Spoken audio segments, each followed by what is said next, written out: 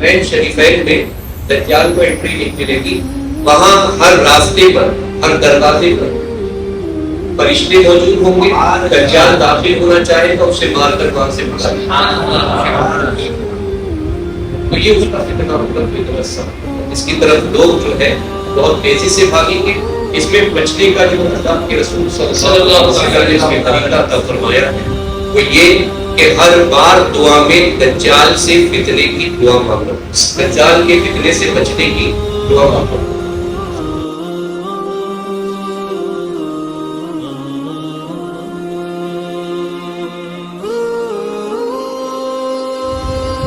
تعلیم اللہ کے رسول صلی اللہ علیہ وسلم نے فرمایا کہ جس نے سورہ کہف کی پہلی 10 آیتیں یاد کر لی وہ دجال کے فتنے سے محفوظ رہے گا.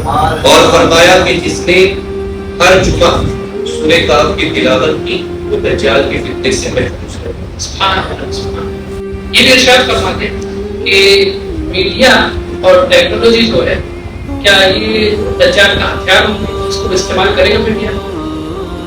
بالکل. اگر اس زمانے میں یہ چیز ہوگی، زمانے میں اگر یہ ٹیکنالوجی ہوگی اور ظاہر سی بات ہے کہ ہوگی. اور موجودہ دور کا جو میڈیا ہے اس کے حوالے سے کیا شامل ہے؟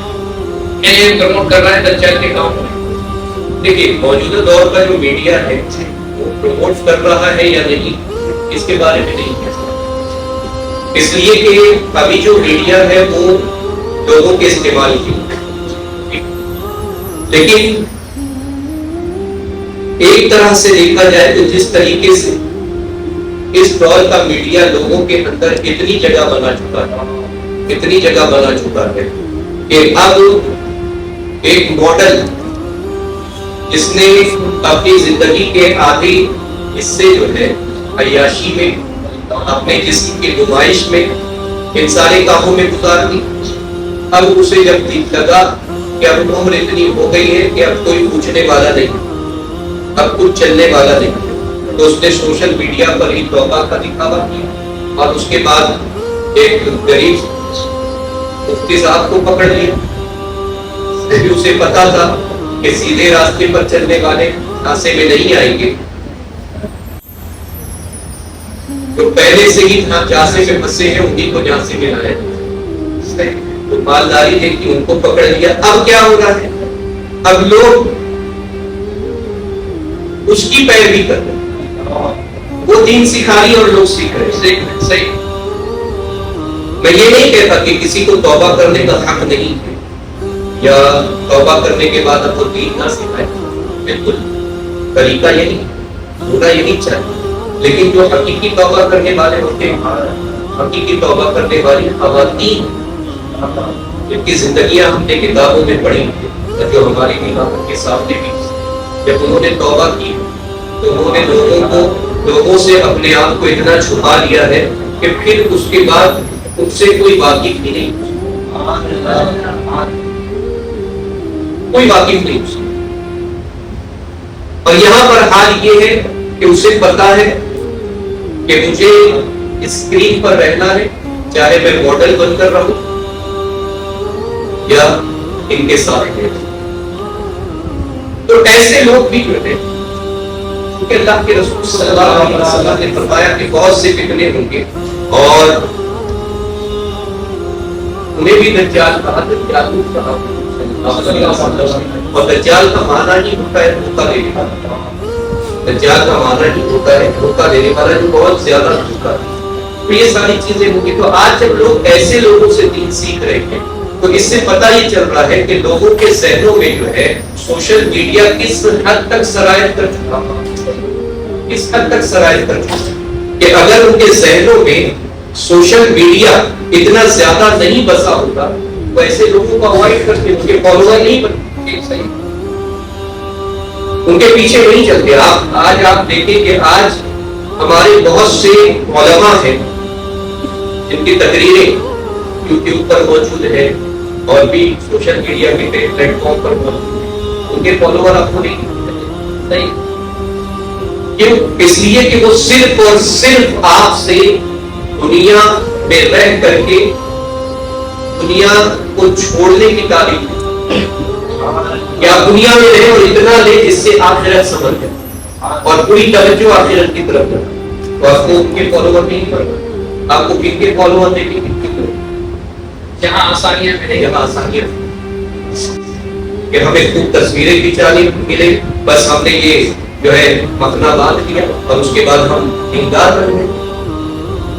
بھائیوں کا یہ حال ہے, ٹوپی لگا دی تو ایسے لگتا ہے کہ جیسی ٹوپی رکھی ویسے ایک فرشتہ اس کے ساتھ آ کر کھڑا ہو گیا, اب تو جو ہے نیک بن گیا. اب جو بولے گا سب سچ بولے گا, جو کرے گا وہ سب جو ہے قرآن اور حدیث کے مطابق. تو یہ حالات آج بنے, تو یہ کہیں نہ کہیں ہمیں جو ہے اس جانب مائل کر رہے ہیں کہ اگر دجال ہمارے سامنے نمودار ہو گیا تو ہماری اکثریت جو ہے اس کے پیچھے چھوٹ جائے. اللہ تعالیٰ ہمیں دجال کے فتنوں سے بچائے.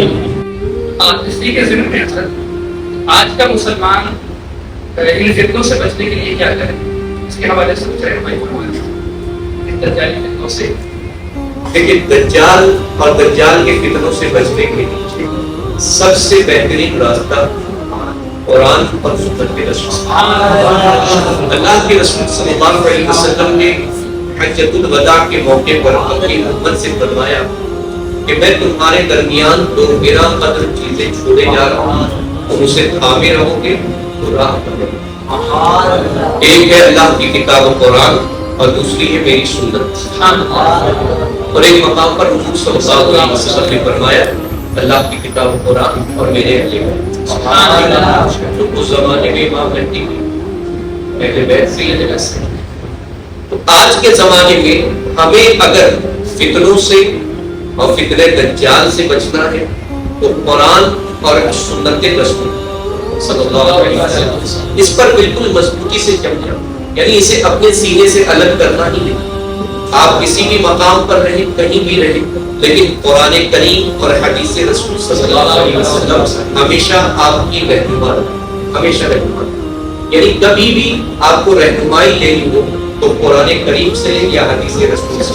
اور اس میں جب آپ کو سمجھ میں نہ آئے, سمجھ میں نہ آئے کہ قرآن میرے پاس ہے, حدیث رسول بھی ہے, لیکن میں نہیں تلاش کر پا رہا ہوں, تو قرآن کہتا ہے فاسألوا اہل الذکر اہل ذکر سے پوچھو اگر تم نہیں جانتے.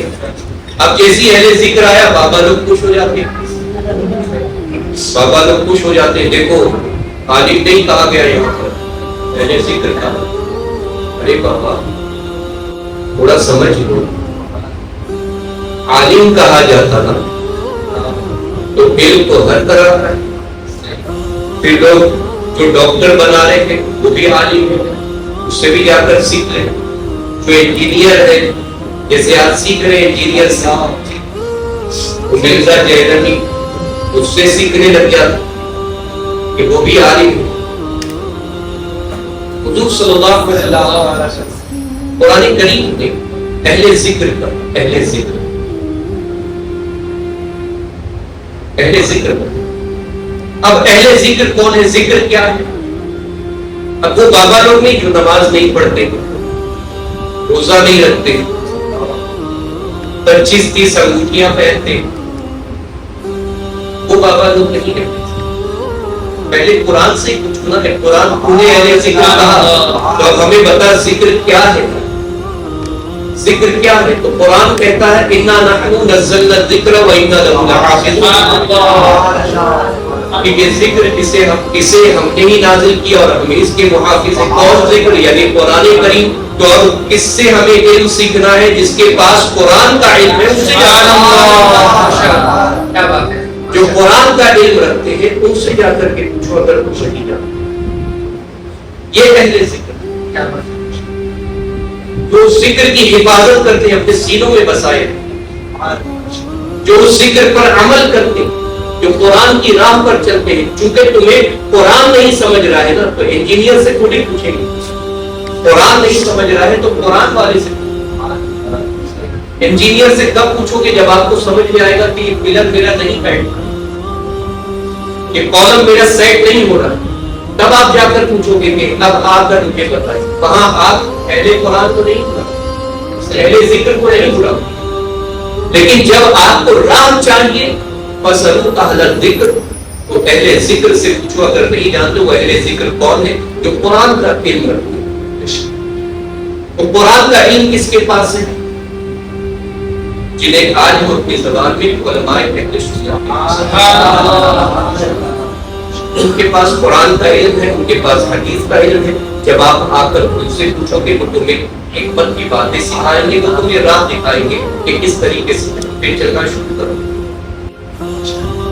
تو فتنوں سے بچنے کے لیے قرآن کریم کی اس آیت کریمہ پر عمل کرنا شروع کرو، اور قرآن سے، صاحب قرآن سے بالکل جڑ جائے۔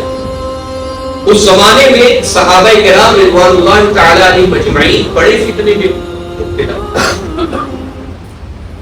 زمانے میں پھرتے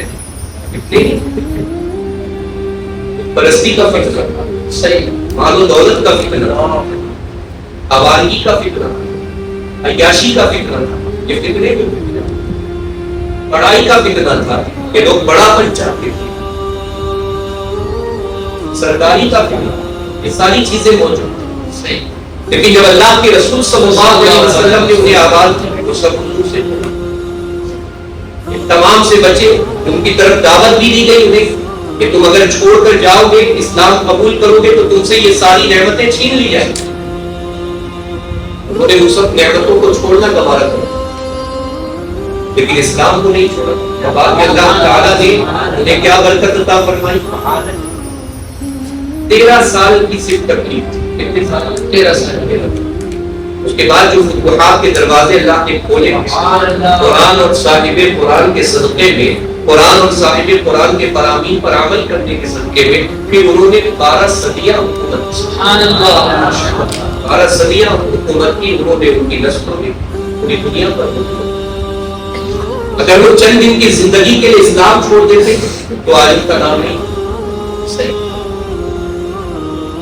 تو فتنوں سے بچنے کے لیے قرآن اور صاحب قرآن بے پناہ سے ان سے چھڑا رہا تو ہمیشہ بچا رہے گا، جنہوں نے انہیں چھوڑا تو ہمیشہ دنیا بھی کامیاب، آخرت بھی کامیاب۔ ہم نے سماعت کیا کہ اللہ تعالیٰ حضرت نے جو ہمارے سارے سوالات کے تشفی بخش قرآن و حدیث کی روشنی میں بھی اللہ تعالیٰ جواب دیا۔